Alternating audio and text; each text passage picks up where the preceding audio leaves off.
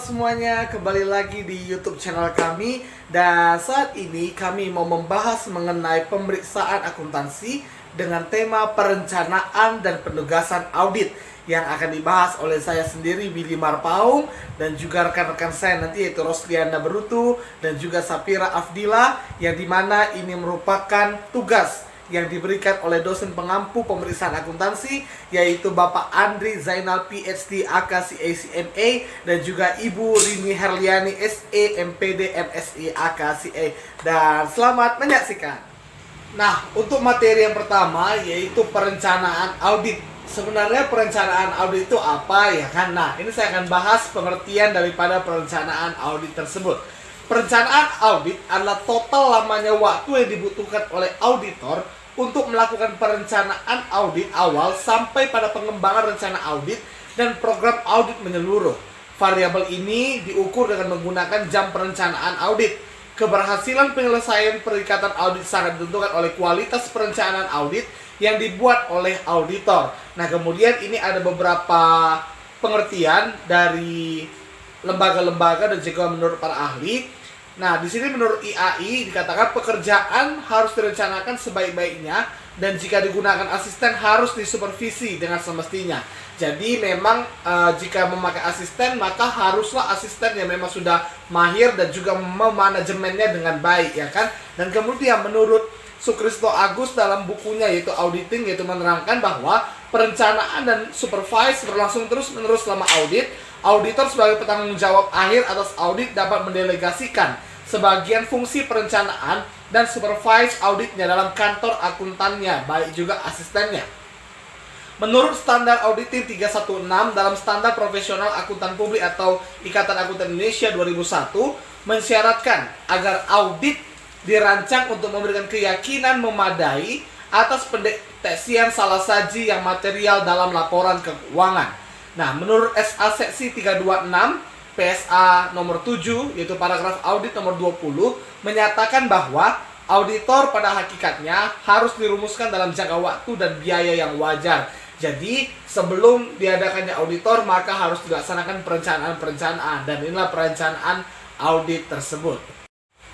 Nah, kemudian untuk kategori perencanaan audit sendiri itu ada dua, yaitu perencanaan audit yaitu organisasi audit dan juga perencanaan penugasan audit. Jadi pertama diorganisir dulu, kemudian ditugaskan, ya. Nah, yang pertama perencanaan organisasi audit itu merupakan metode yang digunakan oleh auditor untuk membagi waktunya pada masing-masing penugasan dan pada masing-masing auditan. Kemudian perencanaan penugasan audit itu merupakan perencanaan untuk setiap penugasan yang dilakukan oleh tim audit. Jadi kalau di awal yaitu organisasi audit itu diorganisir, artinya di manajemen bagaimana waktu dalam pengauditannya. Dan kemudian yang kedua yaitu perencanaan penugasan audit, yaitu bagaimana merencanakan penugasan kepada tim audit, baik kepada asistennya dan juga auditornya itu tersendiri. Nah, kemudian ada yang namanya tahap-tahap perencanaan audit.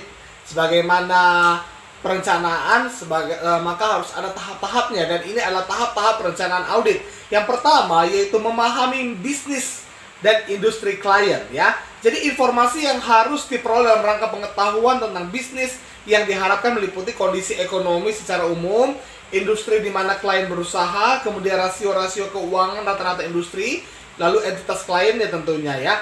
Jadi karakteristik paling penting ini adalah kepemilikan dan manajemennya. Kemudian bagaimana struktur korporasinya, pemiliknya, struktur permodalannya, dewan komisarisnya, manajemen, dan fungsi audit intern. Kemudian ada juga bisnis entitasnya, yaitu produknya bagaimana, pasarnya gimana, pemasoknya, sumber pembiayaannya, dan operasi kinerja keuangannya atau prosedur analitiknya. Kemudian lingkungan pelaporannya, dan juga peraturan perundangan yang terkait, kebijakan dan prosedur akuntansi, pihak-pihak yang mempunyai hubungan istimewa dan nama auditornya, pihak-pihak yang mempunyai pengaruh signifikan terhadap keputusan manajemen, dan juga kasus hukum yang sedang dihadapi. Nah, yang kedua, memahami dan menilai struktur pengendalian intern. Pengendalian intern di sini adalah suatu proses yang dijalankan oleh Dewan Komisaris Manajemen dan personil lain entitas yang didesain untuk memberikan keyakinan memadai tentang pencapaian 3 golongan tujuan berikut ini. Yang pertama yaitu adalah keandalan pelaporan keuangan, yang kedua efektivitas dan efisiensi operasi, dan yang ketiga adalah kepatuhan terhadap hukum dan peraturan yang berlaku. Nah, tujuan pemahaman terhadap pengendalian intern ini adalah untuk merencanakan audit. Pemahaman atas pengendalian intern ini meliputi pemahaman atas desain pengendalian yang relevan dengan audit atas laporan keuangan dan pemahaman atas operasi pengendalian intern. Pengetahuan tersebut digunakan untuk yang pertama, mengidentifikasikan tipe salasaji potensial dan kecurangan yang mungkin mempengaruhi laporan keuangan. Yang kedua, mempertimbangkan faktor-faktor yang berdampak terhadap risiko salasaji material. Yang ketiga, mendesain pengujian subtraktif. Yang keempat, kesimpulan atas efektivitas struktur pengendalian intern harus meliputi hal-hal berikut ini, yaitu penilaian menyeluruh atas seluruh struktur pengendalian intern klien dan sikap tim terhadap pengendalian. Yaitu ada pengendalian intern memadai dan tim akan menguji pengendalian tersebut. Kemudian pengendalian intern memadai, tetapi tim tidak akan menguji pengendalian karena lebih efektif langsung melakukan pengujian substansi. Pengendalian intern tidak memadai dan tim tidak mengandalkan pada pengendalian intern. Nah, jadi penilaian atas risiko kecurangan tidak lanjut yang diperlukan apabila ditemukan kemungkinan risiko audit yang tidak bisa ditanggulangi oleh pengendalian intern klien. Nah, kemudian tahap yang ketiga, menentukan tingkat materialitas awal dan salasaji yang bisa diterima. Ya, jadi ini ada salasaji yang bisa diterima atau masih wajar begitu ya. Materialitas adalah besarnya nilai yang jika dihilangkan atau salasaji informasi akuntansi yang dapat mengakibatkan perubahan atau berpengaruh terhadap pertimbangan orang yang meletakkan kepercayaan terhadap informasi tersebut. Pertimbangan kuantitatif berkaitan dengan presentasi salasaji terhadap yang pertama, laba bersih sebelum pajak, total aktiva lancar, dan total ekuitas pemegang saham. Pertimbangan kualitatif berkaitan dengan penyebab salasaji. Misalnya, kemungkinan terjadinya pelanggaran hukum, kemungkinan terjadinya ketidakberesan, intensitas kesalahan yang tinggi, syarat yang tercantum dalam perjanjian menandakan kredit dari bank atau covenant yang mengharuskan klien untuk mempertahankan beberapa rasio keuangan pada tingkat minimum tertentu, dan kemudian adanya gangguan dalam tren laba. Nah, dalam perencanaan audit, tim harus menetapkan materialitas pada 2 tingkat berikut ini. Yang pertama, tingkat laporan keuangan, yaitu materialitas awal, dan yang kedua tingkat saldo akun, yaitu salasaji yang bisa diterima atau tolerable error ya. Jadi errornya itu atau kesalahannya bisa ditolerir. Penentuan materialitas awal biasa didasarkan dari sudut pandang pemakai laporan keuangan. Selain itu, materialitas awal juga dipengaruhi pengalaman tim audit terhadap salasaji yang ditemukan pada audit tahun-tahun sebelumnya jika memang audit itu berulang. Ya, artinya dia sudah pernah melakukan audit, kemudian dia audit lagi, dan itu memang nggak bisa seterusnya auditor itu, ya kan? Nah, kemudian tahap yang keempat, menentukan tingkat resiko audit awal. Resiko audit ini adalah resiko yang terjadi dalam hal auditor tanpa disadari tidak memodifikasi pendapatnya sebagaimana mestinya atas suatu laporan keuangan yang mengandung salasaji material. Nah, jenis-jenis risiko, yang pertama adalah risiko audit yang dapat diterima. Ini adalah suatu ukuran seberapa besar auditor menerima salasaji material dalam laporan keuangan setelah audit diselesaikan dan opini wajar tanpa pengecualian telah dikeluarkan. Yang kedua, risiko bawaan, yaitu kerentanan suatu saldo akun atau golongan transaksi terhadap suatu salasaji material dengan asumsi bahwa tidak terdapat kebijakan dan prosedur struktur pengendalian intern yang terkait.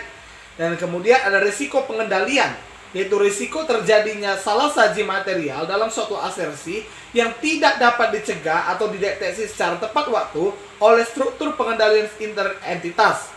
Dan yang terakhir adalah risiko deteksi, yaitu risiko yang timbul sebagai akibat auditor tidak dapat mendeteksi salasaji material yang terdapat dalam suatu asersi. Nah, kemudian yang kelima, tahap yang kelima yaitu adalah melakukan komunikasi dengan auditor lain. Jadi ada pengaruh juga, kita harus bisa berkomunikasi dengan auditor lain sebagai auditor yang mau mengaudit suatu laporan keuangan perusahaan. Ya, nah komunikasi dengan auditor lain bergantung dari posisi KAP, yaitu kantor akuntan publik, sebagai auditor utama atau sebagai auditor lain. Apabila bertindak sebagai auditor lain dan menerima instruksi dari auditor utama, KAP wajib menjawab setiap pertanyaan auditor lain. Hal-hal yang harus dikomunikasikan meliputi petunjuk auditnya gimana, kemudian jadwal penyerahan laporan-laporan yang diinginkan dari auditor lain, kemudian pernyataan independen dari auditor lain, kemudian rencana audit yang disusun oleh auditor lain, kemudian audit clearance oleh auditor lain, kemudian kuesioner audit yang harus diisi oleh auditor lain, catatan penyelesaian audit, rincian saldo dan transaksi antar afiliasi, checklist pengungkapan, dan review kejadian setelah tanggal neraca. Yang keenam, menyusun rencana audit. Ini tahap yang keenam. Rencana audit adalah ringkasan perikatan, ikhtisar sifat dan karakteristik operasi bisnis klien dan strategi audit secara keseluruhan. Tujuannya itu apa? Menyediakan bukti dokumentasi bahwa kantor telah memenuhi standar lapangan pertama. Kemudian menyediakan alat bagi in-charge untuk mengkoordinasikan, menjadwalkan, dan mensupervisi kegiatan-kegiatan yang dilaksanakan oleh anggota yang terlibat dalam perikatan. Nah, jadi cakupan rencana audit itu meliputi tujuan perikatan, kondisi bisnis dan industri klien, pengendalian intern, area-area kritis dan penting, penetapan materialitas, risiko audit, rencana sampel, personalia, dan jadwal. Nah, yang ketujuh adalah menyusun audit program. Jadi setelah direncanakan auditnya, maka dibuatlah audit program. Ya, audit program ini adalah daftar terinci dan prosedur-prosedur audit yang akan dilakukan dalam sebuah proses audit. Audit program tentatif dibuat sebagai bagian dari perencanaan audit. Karena sifatnya tentatif, audit program seringkali memerlukan modifikasi sesuai perkembangan audit. Jadi harus diprogram bagaimana perencanaan dan penugasan auditnya nantinya. Audit program dirancang untuk memenuhi tujuan audit atas transaksi dari akun-akun utama dalam laporan keuangan. Tujuan audit adalah untuk menguji asersi manajemen dalam laporan keuangan yang meliputi yang pertama eksistensi atau keberadaannya, kemudian bagaimana kelengkapan laporan keuangannya, hak dan kewajiban, dan juga penilaian atau alokasi, dan juga penyajian serta pengungkapan laporan keuangan yang disiapkan oleh akuntan dari perusahaan tersebut. Nah, kemudian kita akan bahas ini isi perencanaan audit atau bagaimana plan audit itu, ya kan, audit plan-nya. Perencanaan audit itu berisi hal-hal mengenai pengetahuan bisnis klien, artinya bagaimana pengetahuan atau bagaimana karakteristik daripada bisnis atau entitas klien. Kemudian adalah hal-hal yang mempengaruhi klien, dan juga rencana kerja auditor, bagaimana rencana kerja auditor yang telah ditetapkannya. Nah, kemudian di sini hal-hal yang mempengaruhi klien itu adalah bisa didapat dari majalah-majalah ekonomi atau surat kabar, ya, seperti Business News atau Ekonomi Keuangan Indonesia, dan juga contohnya itu bagaimana peraturan-peraturan baru yang dapat mempengaruhi klien. Ada peraturan baru, bagaimana klien itu terpengaruh dari peraturan tersebut. Nah, kemudian rencana kerja auditor itu meliputi ada staffing, kemudian ada waktu pemeriksaan, ya. Waktu pemeriksaan itu dimulai dari waktu dimulai suatu pemeriksaan, berapa lama waktu pemeriksaannya, kemudian deadline-nya kapan, dan juga budgetnya atau baik dalam jumlah jam kerja maupun biaya pemeriksaannya. Dan juga jenis jasa yang diberikan, ada general audit, yaitu audit secara menyeluruh, kemudian ada special audit, yaitu audit secara khusus, ada bantuan administrasi, kemudian menyusun neraca atau laba rugi, dan juga bagaimana hubungannya dengan sistem perpajakan atau dalam perhitungan pajak. Untuk materi yang selanjutnya, saya akan persilahkan kepada Saudara Sapira untuk memaparkannya. Saya akan melanjutkan pembahasan mengenai elemen-elemen perencanaan audit. Jadi ada 7 elemen perencanaan audit menurut Arens dan juga Lobeck. Yang pertama itu pra-plan atau perencanaan awal. Jadi di perencanaan awal ini menyangkut beberapa hal seperti alasan klien untuk diaudit, menerima atau menolak klien baru maupun klien lama, dan juga menetapkan staf untuk penugasan. Yang kedua, memperoleh latar belakang informasi. Jadi memperoleh latar belakang informasi mengenai lingkungan perusahaan klien yang diaudit. Nah, yang ketiga, memperoleh informasi tentang undang-undang klien. Jadi di sini auditor itu memeriksa dokumen-dokumen hukum milik si klien. Misalnya itu akta pendirian usaha. Nah, yang keempat, melaksanakan prosedur menurut penelitian persiapan. Jadi ini berguna untuk mengetahui secara keseluruhan kegiatan pemeriksaan yang tergambar di dalamnya. Kemudian yang kelima, materialitas yang diset. Jadi kita tahu bahwa tanggung jawab auditor itu adalah menetapkan apakah suatu laporan keuangan terdapat salah saji material atau tidak. Jika ada kesalahan saji material, maka diberi tahu kepada klien sehingga ada pengkoreksian. Kemudian yang keenam, memahami struktur pengawasan intern dan menilai risiko. Jadi ini berkaitan dengan pengecekan ketelitian dan keandalan laporan keuangan atau data akuntansi. Yang terakhir atau yang ketujuh, mengembangkan program audit dan rencana audit. Untuk mempermudah pelaksanaan audit dengan melaporkan dan memberikan pendapat yang tepat, maka si auditor itu harus menyusun program yang direncanakan secara logis. Kemudian selanjutnya mengenai fungsi perencanaan audit. Jadi perencanaan audit itu memiliki beberapa fungsi. Yang pertama, pedoman pelaksanaan audit. Ya, perencanaan audit itu berisi mengenai pelaksanaan atau kegiatan-kegiatan yang dilakukan auditor dan melakukan penugasan auditnya.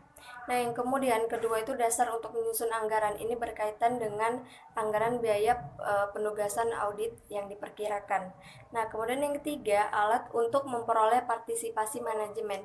Jadi ini untuk menjalankan atau menggerakkan sumber daya manusia dengan sumber daya lainnya untuk menetapkan suatu tujuan audit, tujuan tertentu. Nah, kemudian yang keempat, alat untuk menetapkan standar.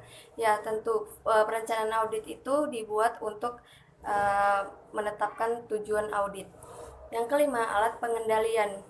Jadi jika ada kekeliruan dalam audit, itu dapat dicegah dengan pengendalian internal. Jadi auditor itu memang harus memahami bagaimana struktur pengendalian internal.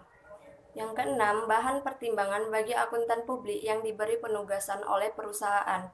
Jadi dalam penerimaan penugasan itu, auditor itu dapat menolak atau menerima dengan mempertimbangkan faktor-faktor atau beberapa hal seperti harus memahami bisnis kliennya terlebih dahulu. Selanjutnya, mengenai manfaat perencanaan audit. Di samping fungsi, terdapat juga manfaat perencanaan audit. Yang pertama itu untuk memperoleh bahan bukti kompeten yang cukup. Dengan perencanaan, bahan bukti yang kompeten cukup ini tadi dapat digunakan auditor sebagai pendukung opini atau pendapat yang dikeluarkannya pada laporan keuangan yang diauditnya. Kemudian yang kedua, membantu menentukan sumber daya yang diperlukan dan biaya audit. Ya, manfaat kedua ini di mana auditor itu dapat menentukan prosedur audit yang hendak dilakukan sehingga lama pemeriksaan dan juga biaya audit itu dapat diperkirakan. Selanjutnya, kita masuk kepada pembahasan penugasan audit. Jadi, terlebih dahulu kita harus mengetahui apa itu penugasan audit. Pengertian penugasan audit menurut Toko Wahyudi pada tahun 2011 menjelaskan bahwa penugasan audit adalah suatu rangkaian pekerjaan yang dilakukan oleh seorang auditor dalam memeriksa laporan keuangan dan memberikan pendapat terhadap laporan keuangan tersebut yang di dalamnya terdapat proses penerimaan, perencanaan, pelaksanaan pengujian, dan pelaporan temuan audit. Jadi kita tahu tugas dan juga tanggung jawab auditor mulai dari awal sampai memberikan opini atau pendapat terhadap laporan keuangan yang diauditnya. Nah, jadi itu ada 4 proses atau 4 tahapan. Ada proses atau tahapan penerimaan. Jadi di sini itu auditor itu memutuskan apakah menolak atau menerima pekerjaan audit tersebut. Nah, kemudian ada perencanaan. Jadi di perencanaan ini itu merencanakan beberapa kegiatan seperti memahami bisnis klien, menentukan prosedur analitik, memahami pengendalian internal, dan menentukan materialitas. Nah, pada tahap pelaksanaan pengujian, di sini tuh auditor mempelajari data-data dan informasi bisnis klien dan kemudian membandingkan dengan data atau informasi lain. Kemudian di tahap pelaporan temuan audit, ini hasil dari pekerjaan audit yang telah dikerjakan pada proses sebelumnya. Itulah pembahasan yang bisa saya sampaikan. Saya kembalikan kepada moderator. Untuk materi selanjutnya, saya akan persilakan kepada Saudari Ros Liana untuk memaparkannya. Terima kasih kepada moderator. Di sini saya akan menjelaskan tentang jenis-jenis penugasan audit. Jenis-jenis penugasan audit ini terbagi menjadi 3, yaitu yang pertama, audit laporan keuangan. Dalam jenis ini, auditor bertanggung jawab dalam memberikan opini standar apakah laporan keuangan tersebut bebas dari salah saji yang bersifat material. Yang kedua itu audit operasional. Jenis audit ini yaitu auditor memberikan opini non-standar serta rekomendasi tentang proses yang diauditnya, apakah sudah efektif dan efisien atau belum. Yang ketiga itu audit ketaatan. Di sini audit yang dilakukan untuk memastikan apakah suatu proses atau entitas ekonomi telah berjalan sesuai dengan standar atau regulasi. Selanjutnya, saya akan membahas manfaat penugasan audit. Penugasan audit akan memberikan pengalaman yang berharga kepada auditor yang sudah tentu diharapkan akan mampu meningkatkan kemahiran dan kompetensi auditor dalam pekerjaan auditnya. Penugasan audit juga akan memberikan indikasi sejauh mana auditor memiliki potensi yang dapat dikembangkan dalam karir profesinya. Selanjutnya, saya akan membahas faktor pertimbangan penugasan audit. Di sini ada beberapa faktor yang dapat dipertimbangkan dalam memberikan penugasan kepada staf audit. Untuk pekerjaan audit yang harus dilakukan adalah yang pertama, sifat dan kompleksitas penugasan. Di sini, penugasan kepada auditor harus memiliki alasan yang logis bahwa tim audit yang ditugaskan akan mampu secara profesional untuk menyelesaikan penugasan yang dibebankan. Yang kedua, objektivitas. Di sini, auditor yang melaksanakan penugasan audit tidak boleh menempatkan atau memposisikan dirinya dalam suatu keadaan yang membuat objektivitasnya menjadi terganggu. Yang ketiga, rotasi penugasan. Di sini dibutuhkan rotasi penugasan yang produk diharapkan dapat tetap mampu mempertahankan dan meningkatkan objektivitasnya. Yang keempat, supervisi. Di sini seluruh penugasan pada prinsipnya harus disupervisi. Yang kelima, pengembangan dan pelatihan. Seluruh auditor perlu mendapatkan pengembangan dalam karir profesinya. Yang keenam, promosi. Agar seorang dapat mempromosikan jabatannya lebih tinggi, jadi ia harus memiliki pengalaman audit yang baik.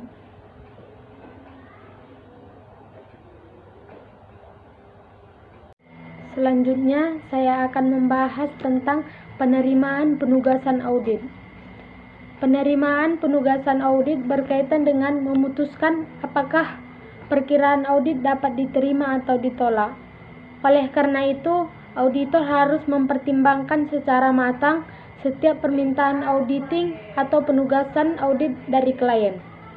Permintaan tersebut bisa berasal dari klien lama atau klien baru. Di sini, auditor perlu memperhatikan secara cermat setiap penugasan audit, terutama audit atas klien baru. Oke, baiklah. Selanjutnya saya akan membahas tentang langkah-langkah penerimaan penugasan audit. Di sini ada beberapa langkah-langkah penerimaan penugasan audit. Yang pertama itu mengevaluasi integrasi manajemen. Di sini ada beberapa cara yang ditempuh oleh auditor dalam mengevaluasi integrasi manajemen. Yang pertama itu melakukan komunikasi dengan auditor pendahulu. Yang kedua itu meminta keterangan kepada pihak ketiga. Yang ketiga itu mereview pengalaman auditor di masa lalu dengan klien. Yang kedua, mengidentifikasi keadaan khusus dan risiko tidak bisa.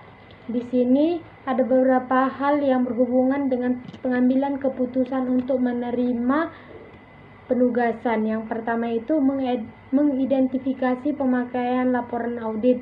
Yang kedua, mendapatkan informasi tentang stabilitas keuangan dan legal calon klien di masa depan.